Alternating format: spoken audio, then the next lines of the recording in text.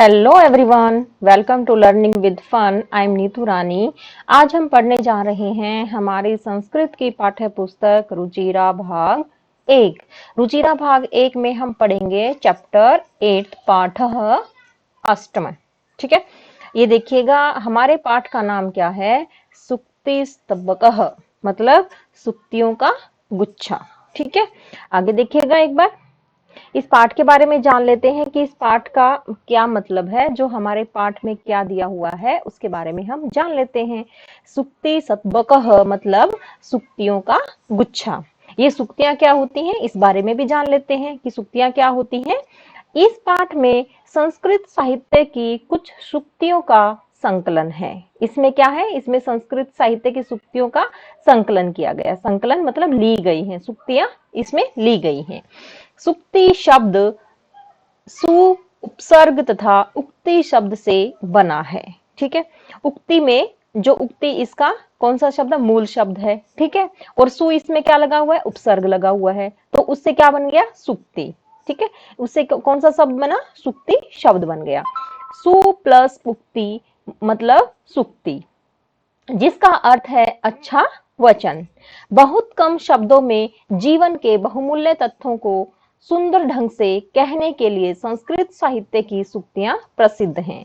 मतलब बहुत कम शब्दों में जीवन के जो बहुमूल्य तथ्य होते हैं, बहुमूल्य जो बातें होती हैं, उनको सुंदर ढंग से कहने के लिए संस्कृत साहित्य की सूक्तियां प्रसिद्ध हैं। ठीक है, यथा जैसे कि बालक से भी हितकर बात ग्रहण कर लेनी चाहिए। मतलब ये भी एक बात है कि हम हमारे आसपास जो चीजें हैं हम सबसे सीखते हैं, या बालक हो या फिर बड़ा हो, पशु हो, पक्षी हो, जीव जंतु हो, हम हर चीज से सीखते हैं। ठीक है, वैसे ही इसमें बताया गया बालक से भी हितकर बात ग्रहण कर लेनी चाहिए। मतलब ये भी एक प्रकार की ये भी एक प्रकार के बहुमूल्य तथ्य हैं। ठीक है, पुस्तक में पढ़ी बात जीवन में अपनानी चाहिए। जो पुस्तक में हम पढ़ते हैं उसको हमें अपने जीवन में अपनाना चाहिए, तभी हम उसका सही फायदा उठा सकते हैं, सही से उपयोग कर सकते हैं। मधुर वचन सबको खुश कर देते हैं। मधुर वचन मतलब मीठे वचन सबको खुश कर देते हैं, सबको प्रसन्न कर देते हैं। ठीक है, इत्यादि अच्छी बातें इन सुक्तियों में निहित हैं। मतलब जो ये हमारा जो ये आज पाठ है उसमें ये सब बातें, अच्छी अच्छी बातें इसमें मतलब हैं। ठीक है, जो आज हम पढ़ने वाले हैं। आगे देखिएगा। सुक्ति शतबकः, इसका मैंने अर्थ बता दिया। सुक्तियों का गुच्छा यानी कि अच्छी अच्छी बातों का एक ग्रुप पूरा। ठीक है, देखिएगा हमारा पहला इसमें पहला है पहली सुक्ति है हमारी इसमें। उद्यमेन ही सिद्ध्यन्ति कार्याणि न मनोरथैः न हि सुप्तस्य सिंहस्य प्रविशन्ति मुखे मृगाः। मतलब इसका सरलार्थ देखिएगा, परिश्रम से ही काम सफल होते हैं। उद्यमेन ही सिद्धन्ति कार्याणि, मतलब उद्यमेन मतलब परिश्रम से ही, इसका मतलब क्या हो गया, परिश्रम से ही सिद्धन्ति सिद्ध होते हैं, कार्याणि यानी के कार्य, न मनोरथे केवल इच्छाओं से नहीं। मनोरथे ही मतलब इच्छाओं से नहीं, न मतलब नहीं, मनोरथे ही मतलब इच्छाओं से। ठीक है, इच्छा केवल इच्छाओं से, इच्छा करने से ही काम सिद्ध नहीं होते, काम पूरा नहीं होता। उसके लिए हमें क्या करनी पड़ेगी, मेहनत करनी पड़ेगी। इसीलिए इसमें क्या लिखा हुआ है, उद्यमेन ही सिद्धन्ति कार्याणि न मनोरथैः, मतलब परिश्रम करने से ही कार्य सिद्ध होते हैं, न मनोरथैः इच्छाओं से नहीं। केवल इच्छा करने से काम नहीं बनता, उसके लिए हमें परिश्रम करना होगा। देखिएगा आगे, न ही सुप्तस्य सिंहस्य प्रविशन्ति मुखे मृगाः। मतलब इसका मतलब क्या है, सुप्तस्य मतलब सोए हुए शेर, सुप्तस्य मतलब सोया हुआ, सिंहस्य शेर, प्रविशन्ति प्रवेश करता है, मुखे मुख, मृगाः हिरण। इसका मतलब ये क्या है, सोए हुए शेर के मुख में हिरण खुद ही नहीं प्रवेश करता। मतलब न ही नहीं, सुप्त से मतलब सोए हुए, सिंहस्य सिंह के, शेर के, प्रविशन्ति प्रवेश करता, मुखे मुख में, मृगा मतलब हिरण। मतलब इसका मतलब क्या हो गया, सोए हुए शेर के मुख में हिरण स्वयं ही प्रवेश नहीं करता। उसके लिए क्या करना पड़ता है, सिंह को, शेर को उसके लिए भी उसको परिश्रम करना पड़ता है। परिश्रम करेगा तभी तो वो मृग को पकड़ पाएगा ना, हिरण का शिकार कर पाएगा। इसीलिए इसका मतलब क्या है कि हमें अपने जीवन में परिश्रम करना चाहिए।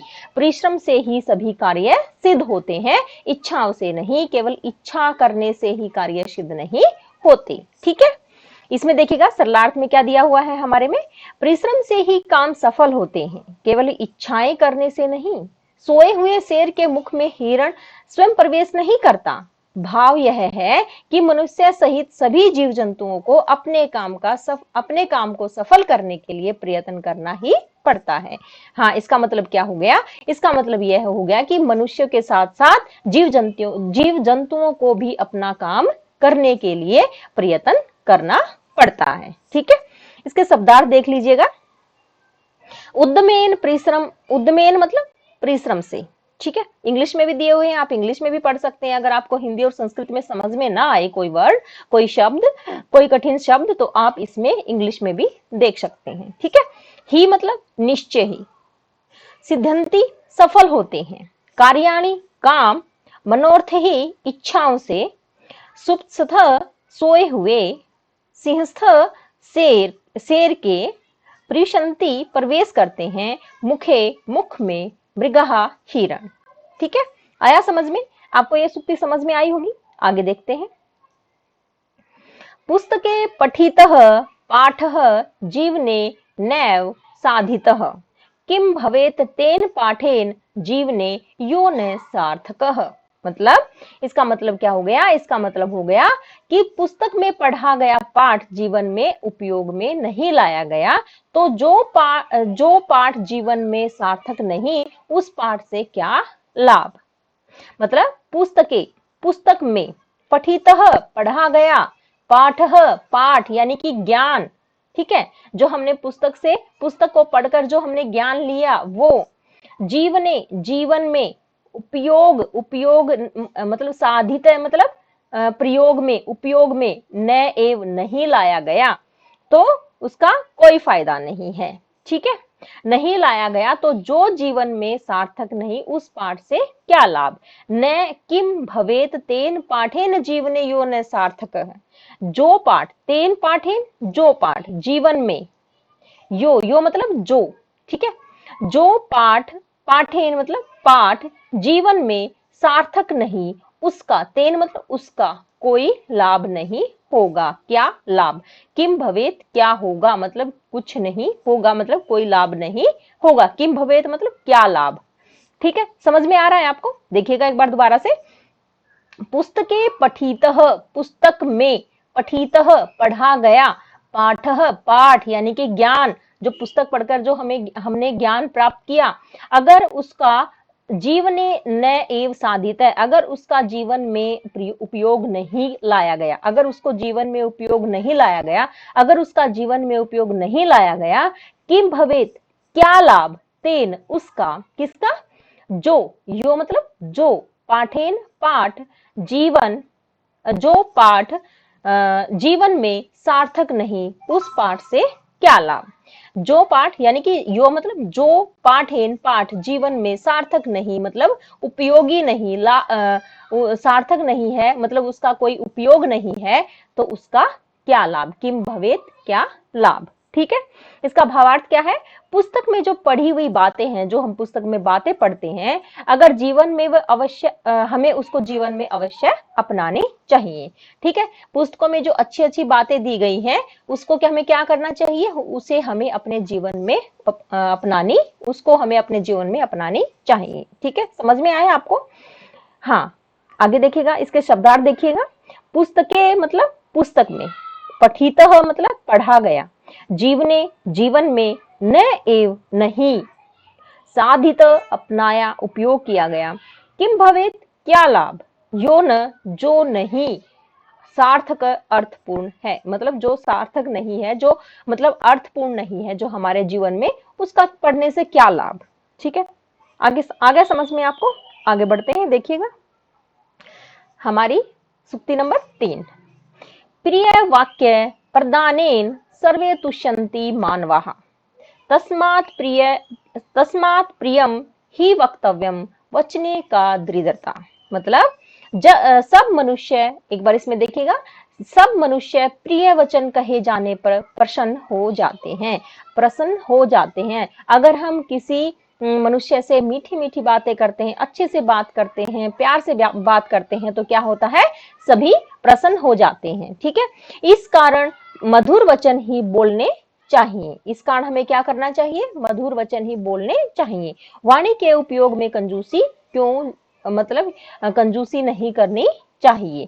वाणी के उपयोग में कंजूसी नहीं करनी चाहिए। इसमें देखिएगा, प्रिय वाक्य प्रदानेन सर्वे तुष्यन्ति मानवा। प्रिय वाक्य कहे जाने पर, प्रिय मतलब मीठे, प्रिय जो अच्छे लगते हों सब मनुष्यों, तुष्यन्ति मानवः मतलब सर्वे तुष्यन्ति मानवः, मतलब तुष्यन्ति मतलब तुष्यन्ति खुश होते हैं। तुष्यन्ति का मतलब क्या होता है, खुश होते हैं। मानवा मतलब मनुष्य।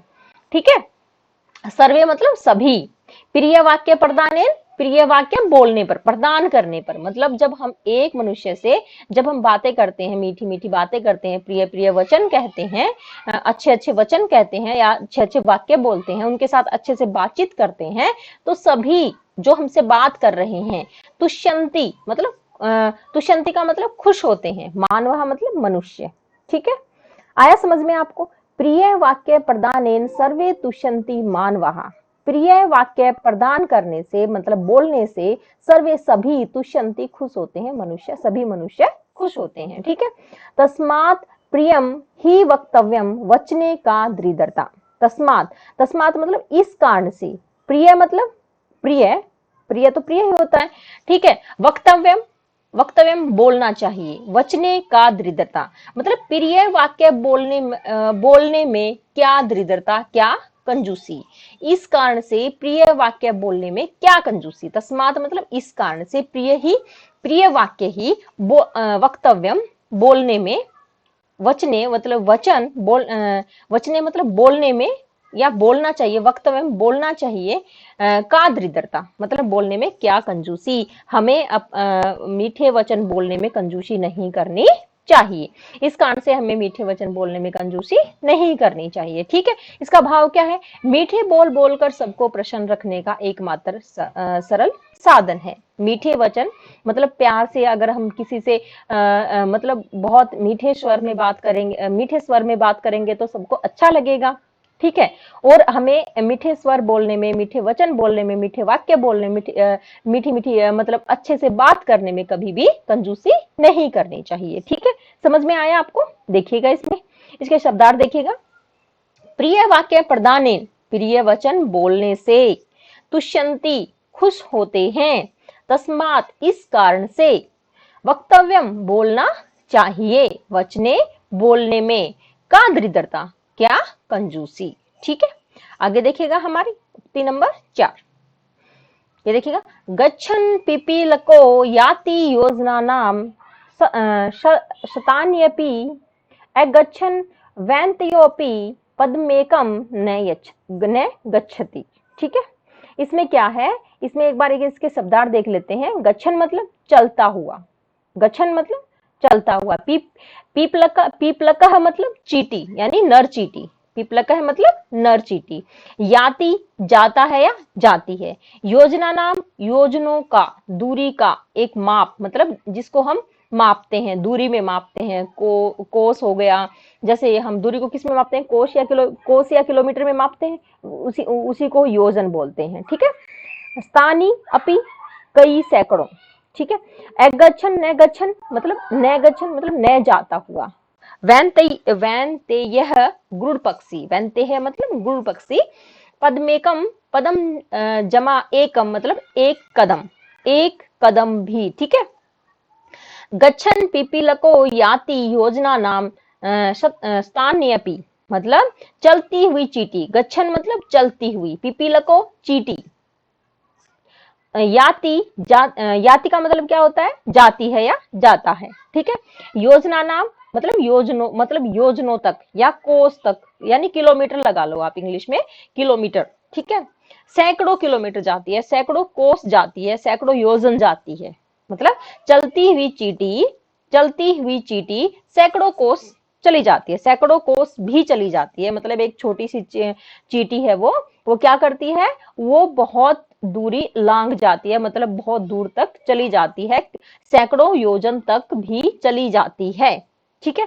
गच्छन पिपीलको याति योजना नाम शतान्यपि, मतलब शतान्यपि मतलब गच्छन मतलब चली जाती है, पिपीलको नर चींटी, याति जाती है, योजना नाम मतलब योजन तक, सैकड़ों योजन तक भी चली जाती है।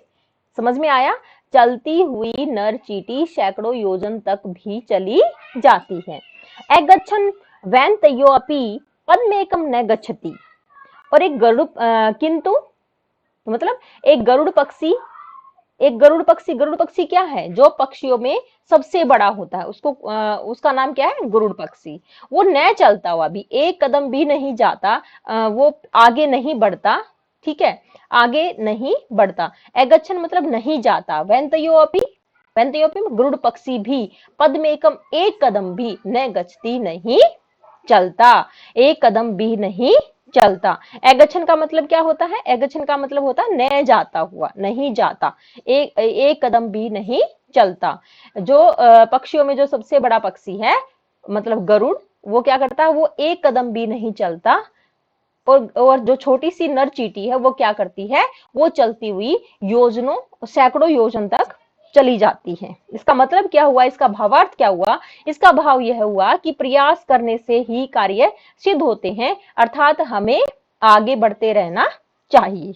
ठीक है, इसका मतलब समझ में आया आपको? गच्छन पिपीलको याति योजना नाम शात्यनपि अगच्छन वैन्तयोऽपि पद्मेकं न गच्छति।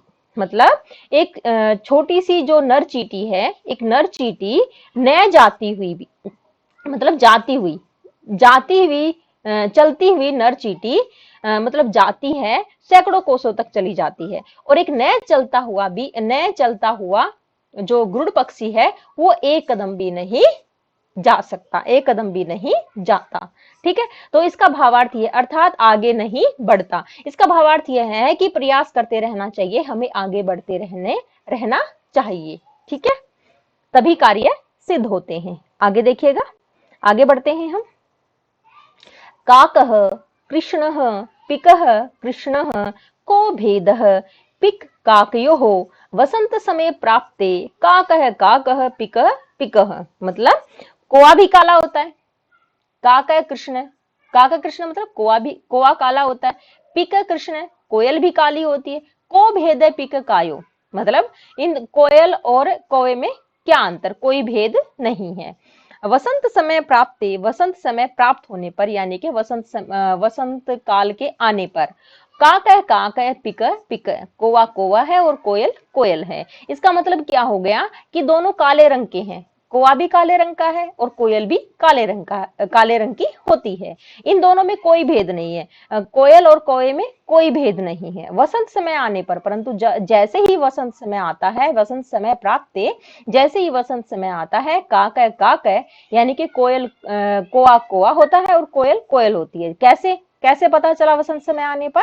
क्योंकि वसंत समय आने पर जो कोयल है कूकने लग जाती है, पक्षी कूकने लग जाते हैं, उनको अच्छा लगता है वसंत समय में। ठीक है, पक्षियों को अच्छा लगता है। ठीक है, सभी पक्षी बोलने लग जाते हैं, कूकने लग जाते हैं। तो कोयल कूकेगी तो उसकी तो बहुत मीठी आवाज है, तो पता चल जाएगा कि ये कोयल है। और अगर कौवा कूकेगा तो उसकी तो बहुत कर्कश आवाज है, बहुत कड़वी आवाज है, तो उससे भी पता चल जाएगा कि कौन सी कोयल है और कौन सा कौवा है। ठीक है, आपको समझ में आया? देखिएगा इसमें एक बार, कोआ काला होता है, कोयल भी काली होती है। कोए और कोयल में क्या अंतर? कोई अंतर नहीं। वसंत काल आने पर, वसंत समय आने पर या वसंत ऋतु आने पर कोआ कोआ है और कोयल कोयल है। यह बात स्पष्ट हो जाती है कि इसका भाव क्या है, बाह्य आकार के आधार पर आंतरिक गुणों का अनुमान नहीं लगाया जा सकता। मतलब बाह्य आकार के आधार पर, इसमें तो जैसे यहाँ पे क्या था, यहाँ पे जैसे कोआ भी काला है और कोयल भी काली है, बाहर से तो हम पता नहीं लगा सकते कि कौन सा कोआ है और कौन सी कोयल है। आंतरिक गुणों का अनुमान नहीं लगाया जा सकता, किंतु समय आने पर आंतरिक गुण भी प्रकट हो जाते हैं। मतलब जब समय आता है तब मनुष्य मतलब किसी के भी आंतरिक गुण प्रकट हो जाते हैं। ठीक है, जिस प्रकार से कोय और कोयल में पता चल जाता है किसके आने पर, वसंत समय आने पर। ठीक है, इसमें देखिएगा, का है मतलब कोवा, कृष्ण है मतलब काला, पिक है मतलब कोयल, भेद है मतलब अंतर, पिक काकयो मतलब कोयल और कोए के मध्य बीच में, वसंत समय प्राप्त वसंत काल के आने पर। ठीक है, आगे देखिएगा, आगे बढ़ते हैं हम लोग आगे। माफ कीजिएगा, आगे हम इतना ही करेंगे। आज हम इसकी सिर्फ इसका सरलार्थ करेंगे। हमारी जो सुक्तियां दी हुई है इसका हम केवल सरलार्थ करेंगे। अगर आपको मेरा वीडियो अच्छा लगा हो तो प्लीज लाइक शेयर और सब्सक्राइब करना न भूलिएगा, और इसका अभ्यास कार्य हम कल के वीडियो में करेंगे। धन्यवाद।